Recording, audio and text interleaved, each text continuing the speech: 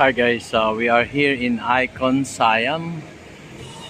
So pupunta tayo doon sa Pier 2. Doon kayo mag-aantay, doon. Wala pa yung barko. Alas 4 pa yung aming sailing, cruise ship. So binook namin to sa sa Klook. Sila pala. So ayan. Dito tayo sa Icon Siam. So merong pier dito, Pier 1, 2, 3, 4 para sa cruise nyo.